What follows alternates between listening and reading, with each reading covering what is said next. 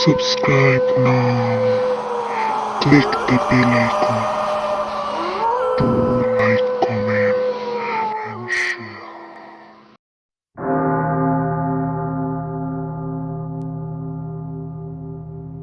Viewers, আজ আবারও নিয়ে এসেছি জিন বর ৩ গল্পটির পর্ব ৮। গল্পটি লিখেছেন আস্থা রহমান সান্ত্বনা। তবে গল্প শুরুর আগে নতুন অডিয়েন্সের কাছে আমার একটি ছোট্ট রিকোয়েস্ট আছে। যারা এখনো পর্যন্ত আমাদের চ্যানেলটি সাবস্ক্রাইব করেননি তারা দয়া করে আমাদের চ্যানেলটি সাবস্ক্রাইব করুন, এবং যারা ইতিমধ্যে আমাদের চ্যানেলটি সাবস্ক্রাইব করেছেন তাদের প্রতি আমার আন্তরিক কৃতজ্ঞতা রইল। তো শুরু হচ্ছে জিন বর ৩ পর্ব ৮। তাওহিদ মেয়েটির দিকে ভালো করে তাকায়। চেহারা দেখে মনে হচ্ছে না এ কোনো সাধারণ ঘরের মেয়ে। নীল ডাগর চোখ, সুশ্রী চেহারা যেন জ্যোতি ছড়াচ্ছে নূরের মতো। মাথায় পুরনো ওড়না দিয়ে এক হাত লম্বা ঘুমটা দেওয়ায় চুল দেখতে পেল না সে। আসলেই মেয়েটা একটা ফুটফুটে পরী। উচ্চবংশীয় পরিবারে জন্ম নিলে এতদিনে ছেলের লাইন পড়ে যেত। মেয়েটি অনবরত মাথা নিচু রেখে পা দিয়ে মেঝে খুঁড়ছে, অস্বস্তি বোধ করছে বোধ হয়। গলা ঝেড়ে মেয়েটির দিকে তাকিয়ে বলল, সব কাজ করতে পারবেন তো? জি, আমার সব কাজ রুটিন মেনে করতে হয়। রুটিনে হেরফের করলে আর কাজে রাখি না, তাই এসব দিকে একটু নজরে রাখবেন। জি আচ্ছা। কেয়ারটেকার চাচার থেকে সব কাজ বুঝে নিয়ে যাওয়ার সময় আগাম কিছু টাকা নিয়ে যাবেন। এখন ১ কাপ চা পাঠিয়ে দিন আমার রুমে, চিনি জাস্ট ২ চামচ। আচ্ছা, বলে মেয়েটি চলে যাচ্ছিল। এই যে, আপনার নামটা কি? সিমরান। তাওহিদের কাছে মনে হচ্ছে মেয়েটি খুবই চটপটে, কিন্তু কোনো কারণে তার চাঞ্চল্যে ভাটা পড়ে গেছে। অবিবাহিত মেয়েকে সে কাজে রাখতে চায় না, কারণ সে মেয়েদের থেকে দূরত্ব বজায় রেখে চলতে চায়। আগের জনের বাচ্চা হওয়ায় কাজে আসতে পারে না। কেয়ারটেকার চাচা ইবা আর কত দিক সামলাবে। প্রাইভেট কোম্পানি সিইও সে, বাসায় তার দেখাশোনা করার জন্য কাউকে লাগে। মা বাবা বিদেশে থাকে, অবশ্য যোগাযোগ নেই। দুজনেই পরকিয়া করে আলাদা হয়ে গেছেন, তাই সে নিজের জীবন নিজে গুছিয়ে নিয়েছে। ভাবতে ভাবতেই মেয়েটি চা নিয়ে আসে। বাহ, বেশ চালু আছে। চায়ে চুমুক দিয়ে বুঝলাম চিনি পরিমাণের বেশি দিয়ে ফেলেছে। কয় চামচ চিনি দিয়েছেন? ৪ চামচ। আমি কয় চামচ দিতে বলেছি? মনে হয় ২ চামচ। তাহলে? মনের ভুলে দিয়ে ফেলেছি। এত ভুল করলে আপনাকে কাজে রাখবো কি করে? এমনটা আর হবে না স্যার। এরপর থেকে মন দিয়ে কাজ করব। আশ্বাস পেলেও ভরসা পেলাম না। মেয়েটা পরে না আবার আমার চুল ছিঁড়তে বসে যায়। সিমরান কাজ শেষ করে বাজারের দিকে আসে। চায়ের দোকানগুলো না বের হতেই পিছন থেকে শীষের আওয়াজ আসে। এটা নতুন কিছু নয়, বস্তির বখাটে ছেলে রাতিম রোজ তাকে উত্ত্যক্ত করে। প্রতিবার সিমরান সালাম দিয়ে সুন্দরভাবে বোঝায়, কিন্তু কিছুতেই লাভ হয় না। তাই কানে না নিয়ে সোজা হাঁটতে থাকে। রাতিম পথ আগলে বলে, তোকে যে ডাকছি শুনতে পাস না? জি শুনেছি। ডাকছেন কেন? শুনেও সাড়া দিলি না কেন? দেমাগ বাড়ছে তোর, তাই না? আমার তারা আছে। আমেনা বু ঘরে অসুস্থ। কি আমেনা বুকে নিয়ে পড়ে থাকিস? কতবার বলি আমায় বিয়ে করো, তোকে রাজরানী করে রেখে দিব। মানুষের বাসায় খেটে কাজ করতে হবে না। তা আপনি কি করেন? যা করি তাতে শুয়ে সে খেতে পারবি। ছিনতাই, নেতাদের পাচাটা, এটাই তো পেশা, তাই না? সিমরান, উত্তেজিত হবেন না। আল্লাহ তাকেই সাহায্য করে যে নিজেকে সাহায্য করে। আপনি তো নিজেকেই সাহায্য করেন না, অন্যকে কি করে করবেন? আসি, আসসালামু আলাইকুম। পাশ কাটিয়ে চলে আসে সিমরান। রাতিম ফুসতে ফুসতে দোকানের আড্ডায় ফিরে যায়। তার এক বন্ধু হেসে হেসে বলল, আজ ও রিজেক্টেড হলি? আমারে হাদিস শুনায়, সচ্চরিত্র দেখায় নিজের। কিন্তু কতদিন আর? খুব তাড়াতাড়ি এই দেমাগিরে আমার ঘরে তুলমু। সেদিন ওর সব ছুটামো আমি। বাজার এনে রান্না চুরিয়ে দেয় সিমরান। আমেনা বেগম শুয়ে শুয়ে হাত ডাকে, তুই এসেছিস? হ্যাঁ বু, তোমার জন্য ওষুধ এনেছি। উঠে বসো তো। আবার শুধু শুধু টাকা নষ্ট করতে গেলি কেন? সামান্য অসুখ সেরে যাবে। আহা, আর কথা বলো না তো, বলে সিমরান আমেনার বুর হাতে দুটো ওষুধ আর পানির জগটা ধরিয়ে দেয়। সামনে দাঁড়িয়ে খাইয়ে তবে রান্নাঘরের দিকে পা বাড়াল। আমেনা বেগমের চোখ দুটো ঝাপসা হয়ে আসে। কত সুন্দর আর ভালো মেয়ে সিমরান। নিজের রোজগারের টাকা দিয়ে কখনো নিজের প্রয়োজন মিটাবে না, নিজের ভালো লাগা পূরণ করবে না। তোর ভাগ্য যে কত খারাপ, ভাগ্যের ফেরে এক ভিখারিনীর ঘরে এসে জুটলি।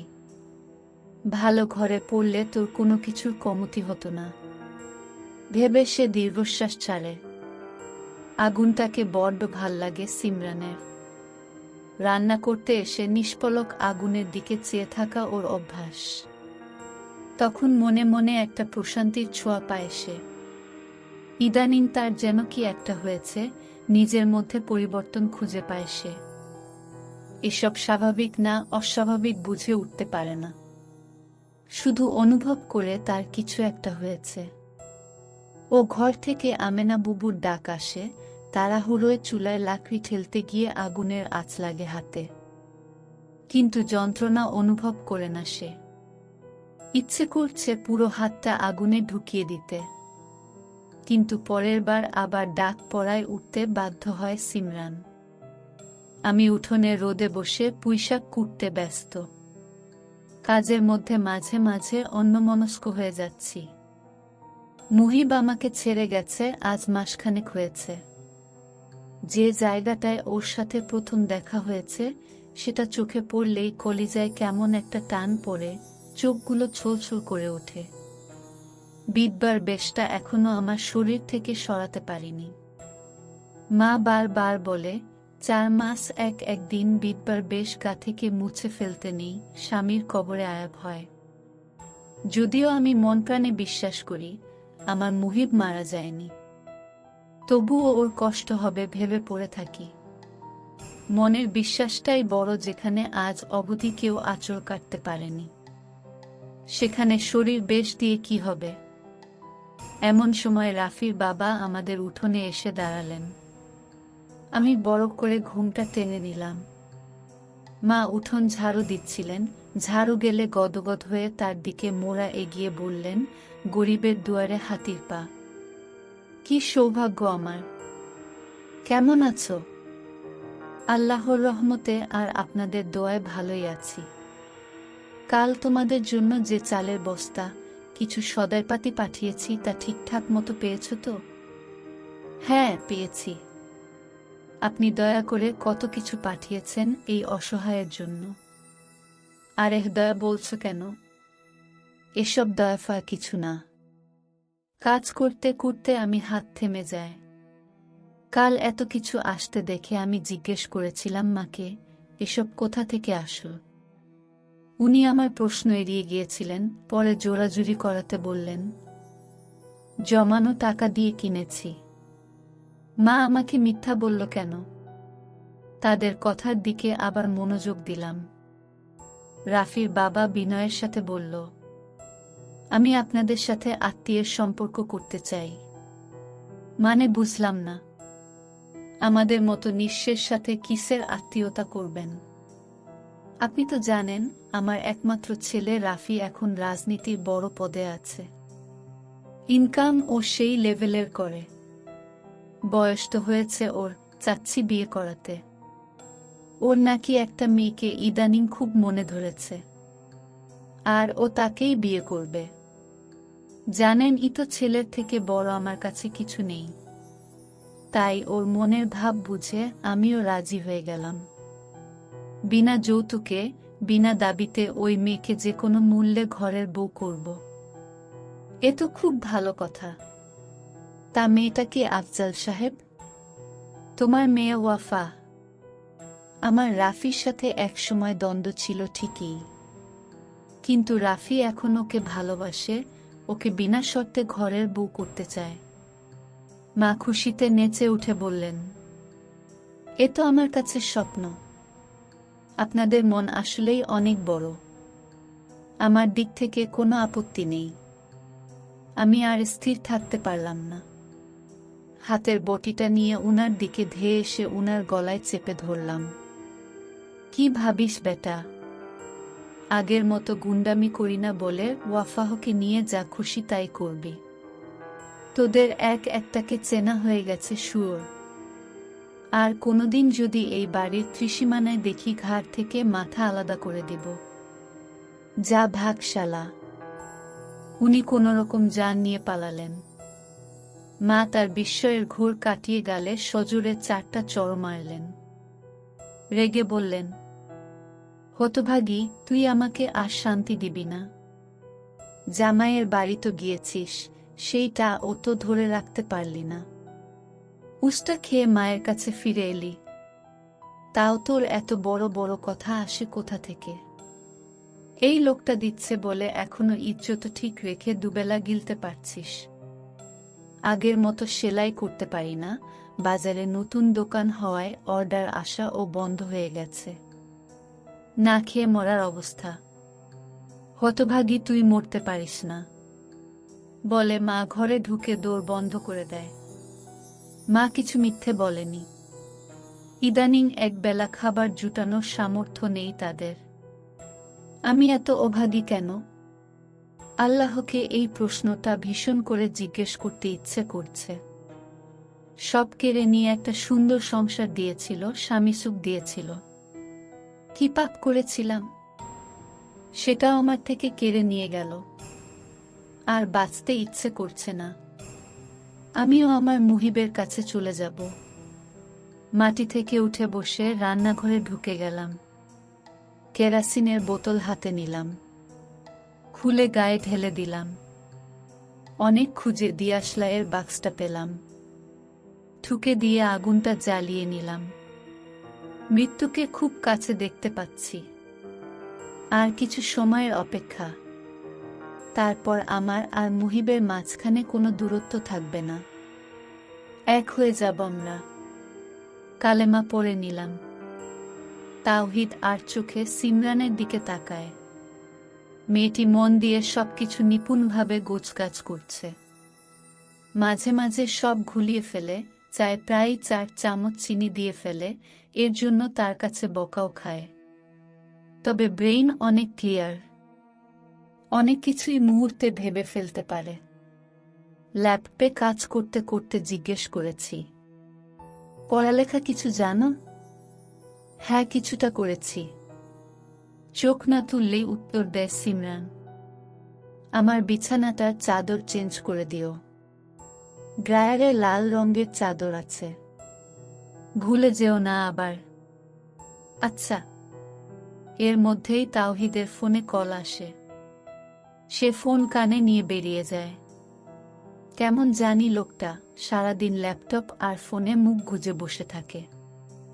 ভাবতে ভাবতে হঠাৎ শরীর অবশ হয়ে যায় সিমরানের। সারা শরীরে সূচ ফোটানোর ব্যথা অনুভব করতে থাকে। সহ্য করতে না পেরে বিছানায় বসে পড়ে। কেউ যেন তাকে ভীষণভাবে কষ্ট দিচ্ছে। ছটফট করতে থাকে বিছানায়। তাওহিদ রুমে ঢুকে দেখে সিমরান বিছানায় ছটফট করছে। কাছে এসে জিজ্ঞেস করতে থাকে বারবার, কিন্তু সিমরান কিছু বলছে না। একসময় তার শরীর নিতিয়ে পড়ে আর জ্ঞান হারায়। তাওহিদ সিমরানের মুখের দিকে তাকিয়ে আছে। কেমন একটা মায়াজরানো ওর চোখে মুখে। বেচারি ওকে বড় ভয় পায়, সারাদিন বকাচকার উপর রাখে। সে আর কি করবে? এমন একটা পরিবেশে বড় হয়েছে যেখানে মায়ামতার স্থান নেই। সিমরানের জ্ঞান ফিরতেই সে দেখে তাওহিদ তার মুখের দিকে ঝুঁকে তাকিয়ে আছে। ধরপড়িয়ে উঠে ওড়না ঠিক করে। তাওহিদ ওকে অভয় দিয়ে বলল, তুমি ঠিক আছো তো? জি, আমি ঠিক আছি। আমি বাড়ি যাব। চলো, তোমাকে ড্রপ করে দিচ্ছি। আমি একা যেতে পারবো। তুমি অসুস্থ, একা যেতে পারবে না। না, আমি ঠিকই পারবো। তাওহিদ একটা ধমক দিয়ে বলল, বললাম না আমি ড্রপ করে দিয়ে আসব। সিমরান চুপ করে মাথা ঝাঁকায়। আস্তে আস্তে গিয়ে গাড়িতে বসে বাহিরের দিকে তাকিয়ে ভাবতে থাকে, আমি আসলে কি হয়েছে, কেন এত পরিবর্তন দেখতে পাচ্ছি নিজের মধ্যে। তাওহিদ ড্রাইভ করতে করতে বলে, সিমরান, তোমার শরীর সত্যি ঠিক আছে তো? জি স্যার। তোমার বাসায় কে কে আছে? আমেনা বু ছাড়া আর কেউ নেই। তোমার মা বাবা? প্রশ্নটা শুনে সিমরান চমকে যায়। সে নিজেও তো জানে না তার মা বাবা কোথায়, কখনো দেখেও নি। অবশ্য আমেনা বু বলেছে ওরা সে ছোট থাকতেই মারা গেছে। কি হলো, চুপ করে আছো যে? নেই। তাওহিদ আর প্রশ্ন বাড়ায় না। গলির দোকান থেকে কিছু ফল কিনে তাকে বাড়ি অবধি পৌঁছে দিল। সিমরান অস্ফুট সরে বলল, রান্না করে ফ্রিজে রেখে এসেছি। কেয়ারটেকার চাচাকে বলবেন গরম করে দিতে। আমাকে নিয়ে ভেবো না, তুমি নিজের খেয়াল রাখো। ওকে, শরীর বেশি খারাপ থাকলে কাজে আসতে হবে না, রেস্ট নাও। যাওয়ার আগে সিমরানের কপালে একবার হাত ছুঁয়ে গেল তাওহিদ। না, জ্বর নেই ভেবে নিশ্চিন্তে গাড়িতে উঠে স্টার্ট দিল।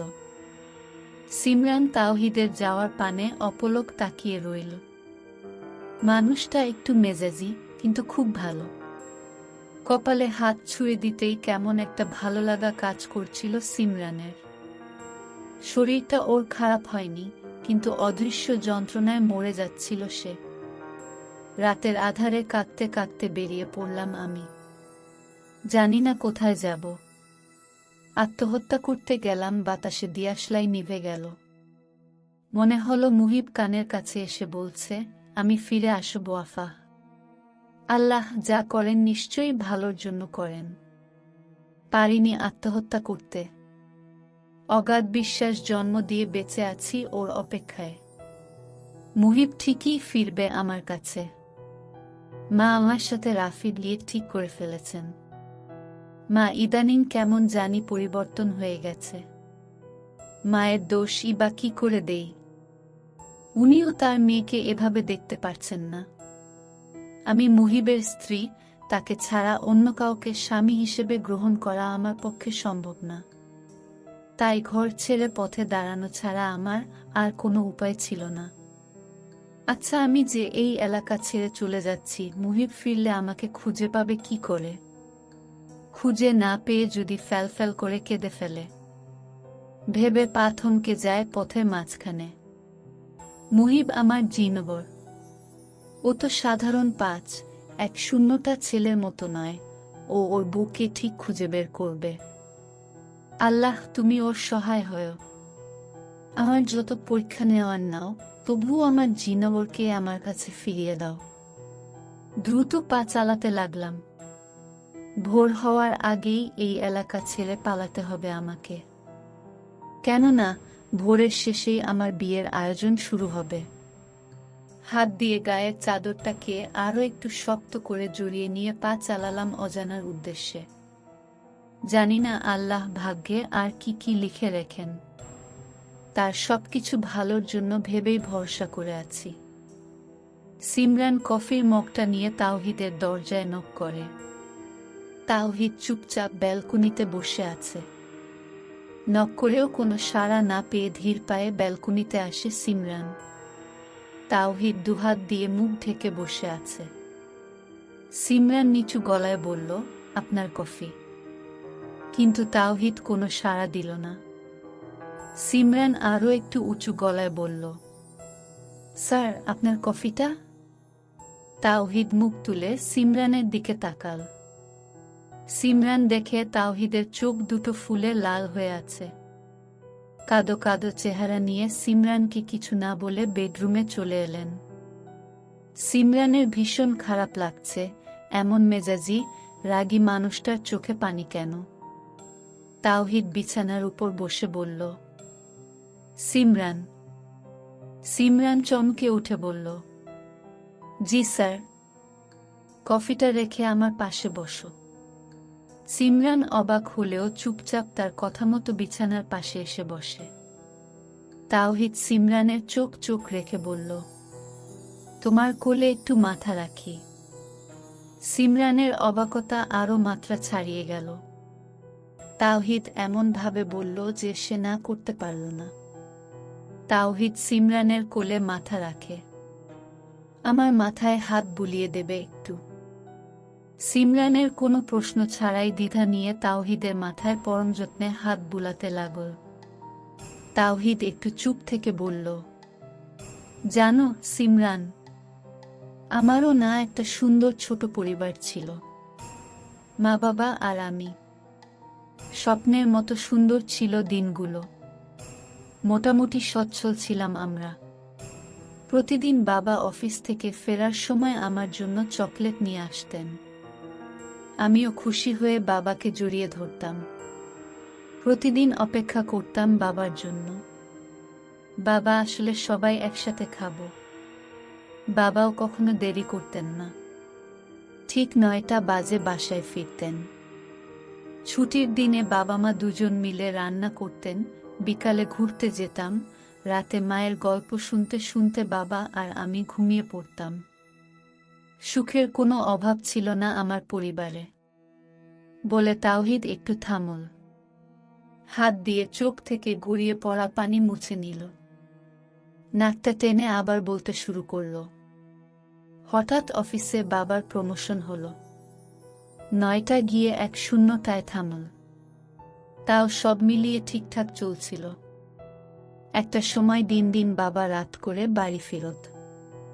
আগের মতো তার পকেট হাতড়িয়ে চকলেট পেতাম না। যেটা পেতাম সেটা হলো বকা, তাচ্ছিল্য। অফিস থেকে ফিরলে তাকে বিরক্ত করতে নিষেধ করেছিল। নিষেধ অমান্য করলে বকা খেতে হতো। বাবার উপর বড় অভিমান হতো। রোজ রাতেই মা বাবার ঝগড়া হতো। ঝগড়া করা ছাড়া একটা রাত কাটত না। আমাকেও অন্য রুমে শিফট করে দেয় ওনারা। মায়ের গল্প শুনতে শুনতে বাবাকে জড়িয়ে ধরে আর ঘুমানো হতো না। সবকিছুই ধীরে ধীরে পরিবর্তন হতে লাগল। ইদানিং বাবার সাদা শার্টে লাল লাল ছোপ পেতাম। মাকে বলতে শুনতাম বাবার গায়ে নাকি মেয়েদের পারফিউমের ঘ্রাণ পাওয়া যেত। কোটের বোতামে লম্বা চুল, সাদা শার্টে ঠোঁটের ছাপ। সিমরান দেখল তাওহিদের চোখ থেকে অনবরত পানি ঝরছে। তারও ভীষণ খারাপ লাগছে মা বাবা না থাকায় অনাদর পাওয়া, আর মা বাবা থেকেও অনাদরে থাকাটা কত কষ্টের। তাওহিদ মুচকি হেসে বলল, তারপর কি হয়েছে জানো? প্রায় সময়ই আমাদের বাসায় অচেনা লোক আসত। কিছুক্ষণ থেকে তারপর ফিরে যেত। মাকে জিজ্ঞেস করলে বলতো, ও তোমার মামা হয় বাবু। নিজের জগৎ নিয়ে পড়ে থাকতাম, এসব নিয়ে মাথা ঘামাইনি। তারপর একদিন আমার ভীষণ জ্বর ছিল। সেদিন প্রচুর বৃষ্টি ছিল। আমি ব্রজপাত ভীষণ ভয় পেতাম, তাই সেদিন মায়ের সাথে শুয়েছিলাম। বাবা তখনও ফেরেননি। আজকাল তার তেমন বাড়ি ফেরা হয় না। এমন সময় কলিং বেল বাজলে মা দরজা খুলেন। সেই মামাটা এসে ঢুকে বাসায়। মা এক প্রকার জোর করে আমাকে রুম থেকে বের করে দিয়ে মামা সহ রুমে ঢুকে দরজা বন্ধ করে দিলেন। আমি আমার রুমে এক কোণে বসে ভয়ে কাঁপছিলাম। ততক্ষণে বাবাও ফিরে এলেন। তাদের রুম থেকে অনেক হট্টগোলের আওয়াজ পেলাম। একসময় দেখলাম মা ব্যাগ গুছিয়ে নিয়ে আমার কাছে এসে বলল, চল তাওহিদ, আমরা অন্য বাসায় থাকব। বাবা এসে আমাকে কোলে নিয়ে বললেন, তুমি চলে যাও। আমার ছেলে আমার কাছে থাকবে। আমাকে নিয়ে বিরোধ চলতে চলতে এক সময় ঠিক হলো আমাকে বোর্ডিং দিয়ে দিবে। জানো সেখানে প্রতি সপ্তাহে সবার মা বাবা আসতো কত মজার মজার খাবার খেলনা নিয়ে। কিন্তু আমার মা বাবাই শুধু আসতো না, 6-7 মাসে এসে একবার দেখা করে যেত আর বোর্ডিংয়ের পেমেন্ট করে যেত। এই ছিল আমার জীবন। এসব শুনে সিমরানের চোখ দিয়ে পানি ঝরতে লাগলো। অনুভব করতে লাগল তাওহিদের কষ্টটা। ছেলেটার আসলেই কষ্টের সীমা নেই। অনেকক্ষণ সিমরান অন্যমনস্ক ছিল। হঠাৎ মনে পড়ল তাওহিদ চুপ করে আছে। তাওহিদের দিকে তাকিয়ে দেখে সে সিমরানের কোলে ঘুমাচ্ছে, তার ওড়না আঙ্গুলে পেঁচিয়ে, ঠিক ছোট্ট বাচ্চাদের মতো। সিমরানের খুব মায়া লাগছিল তাওহিদকে দেখে। নিজের চোখের পানি কিছুতেই থামাতে পারছে না। শ্রোতা বন্ধুরা, আজকের পর্ব এখানেই শেষ করছি। পরবর্তী পর্ব নিয়ে কালকে হাজির হব। আমাদের চ্যানেলের গল্পগুলো ভালো লাগলে অবশ্যই চ্যানেলটি সাবস্ক্রাইব করবেন, ভিডিওগুলোতে লাইক ও কমেন্ট করবেন এবং অবশ্যই চ্যানেলটি সাবস্ক্রাইব করবেন। অনেক ধন্যবাদ।